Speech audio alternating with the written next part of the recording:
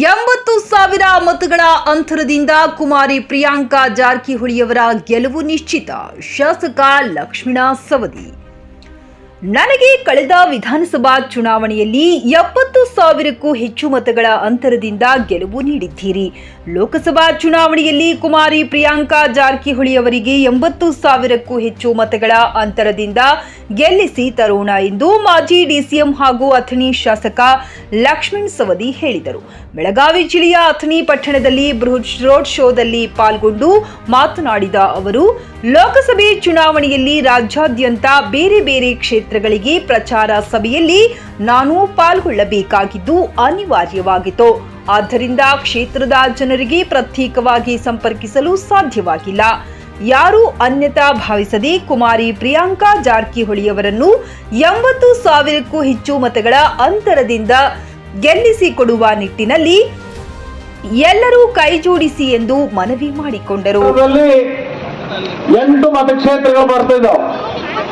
ಕಳೆದ ಸಾರ್ವತ್ರಿಕ ಚುನಾವಣೆಯಲ್ಲಿ 8 ಮತಕ್ಷೇತ್ರದಲ್ಲಿ ಕಾಂಗ್ರೆಸ್ ಪಕ್ಷಕ್ಕೆ ಮತ್ತು ನನಗೆ ಹೆಚ್ಚು ಮತಗಳನ್ನ ಕೊಟ್ಟಿರ್ತಕ್ಕಂಥ ಕ್ಷೇತ್ರ ಅದು ಅಥಣಿ ಕ್ಷೇತ್ರ ಆಗಿದೆ. ಆ ಒಂದು ದಾಖಲೆಯನ್ನ ಪುನಃ ಮತ್ತೆ ನೀವು ಉಳಿಸಿಕೊಳ್ಬೇಕು. ಅದಕ್ಕಿಂತ ಹೆಚ್ಚಿನ ಮತಗಳನ್ನ ಕೊಟ್ಟು ನಮ್ಮ ಅಭ್ಯರ್ಥಿಯಾಗಿರ್ತಕ್ಕಂಥ ಸೋದರಿ ಪ್ರಿಯಾಂಕಾ ಜಾರಕಿಹೊಳಿ ಅವರನ್ನ ಸುಮಾರು 80,000 ಅಂತರದಿಂದ ಅಥಣಿ ಕ್ಷೇತ್ರದಲ್ಲೇ ಅವರನ್ನ ಆಯ್ಕೆ ಮಾಡುವಂತ ಜವಾಬ್ದಾರಿ ಇವತ್ತು ನಿಮ್ಮ ಮೇಲಿದೆ. ನಾನು ಬಹಳ ಹಳ್ಳಿಗಳಿಗೆ ಅನೇಕ ಕಡೆ ಬರ್ಲಿಕ್ಕೆ ಆಗಲಿಲ್ಲ. ಕಾರಣ ಅಂದ್ರೆ ಪಕ್ಷದ ವರಿಷ್ಠರು ಸುಮಾರು 9 ಲೋಕಸಭಾ ಕ್ಷೇತ್ರಗಳಿಗೆ ನನಗೆ ಪ್ರವಾಸವನ್ನ ಮಾಡಲಿಕ್ಕೆ ಸೂಚನೆಯನ್ನು ಕೊಟ್ಟಿರುವುದರಿಂದ ಬಹಳಷ್ಟು ನನ್ನ ಕ್ಷೇತ್ರದಲ್ಲಿ ನಾನು ಸಮಯ ಕೊಡ್ಲಿಕ್ಕೆ ಆಗಲಿಲ್ಲ.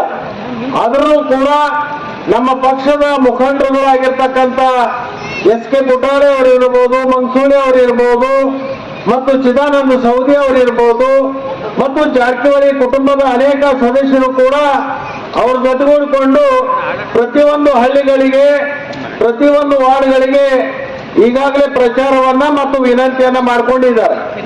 ಆ ಒಂದು ಹಿನ್ನೆಲೆಯಲ್ಲಿ ಇನ್ನು ಉಳಿದಿರ್ತಕ್ಕಂಥ 24 ಗಂಟೆಗಳ ಕಾಲ ಏನು ಸಮಯ ಇದೆ, ಇದು ಬಹಳ ಮಹತ್ವವಾಗಿರ್ತಕ್ಕಂಥ ಸಮಯ.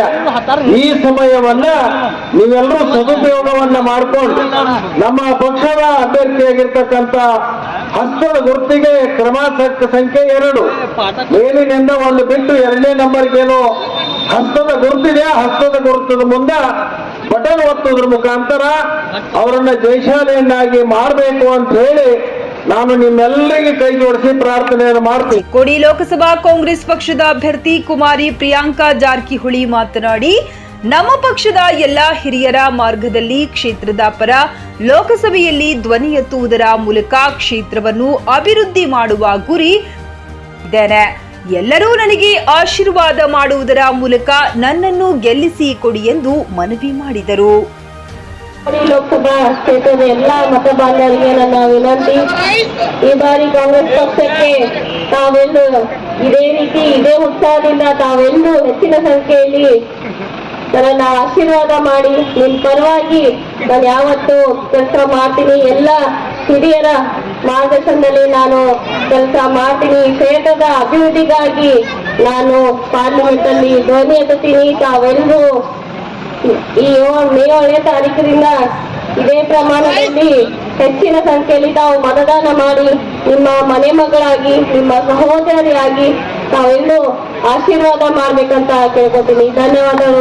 ಇದೇ ಸಮಯದಲ್ಲಿ ಕಾಂಗ್ರೆಸ್ ಮುಖಂಡರಾದ ದಿಲೀಪ್ ಲೋನಾರಿ, ಗಜಾನನ ಮಂಗಸುಳಿ, ಸದಾಶಿವ ಬುಟಾಳಿ, ಅಸ್ಲಾಂ ನಾಲಬಂದ, ಚಿದಾನಂದ ಸವದಿ, ಶಿವಕುಮಾರ್ ಸವದಿ, ಶಾಂತಿನಾಥ ನಂದೇಶ್ವರ, ಬಸಪ್ಪ ಗುಮಟಿ, ಸಂತೋಷ್ ಸಾವಡಕರ, ಮಹಾಂತೇಶ್ ಟಕ್ಕಣ್ಣವರ್, ವಿಲಿನರಾಜ ಎಳಮಳ್ಳಿ, ಪ್ರಕಾಶ್ ಭಜಂತ್ರಿ ಮತ್ತು ಮಂಜುನಾಥ್ ಭಜಂತ್ರಿ, ಬಾಬು ಕೆಮಲಾಪುರ, ಸೈಯದ ಅಮೀನ್ ಗದ್ಯಾಳ, ರವಿ ಬಡಕಂಬಿ, ರಾವಸಾಬ ಹೈವಳಿ, ಬಸವರಾಜ್ ಹಳ್ಳದಮಳ ಹಾಗೂ ಪುರಸಭೆ ಸದಸ್ಯರು, ಕಾಂಗ್ರೆಸ್ ಮುಖಂಡರು, ಕಾರ್ಯಕರ್ತರು, ಅಭಿಮಾನಿಗಳು ಅನೇಕರು ಉಪಸ್ಥಿತರಿದ್ದರು. ಸತೀಶ್ ಕೋಳಿ, ನ್ಯೂಸ್ ಫಾಸ್ಟ್, ಚಿಕ್ಕೋಡಿ.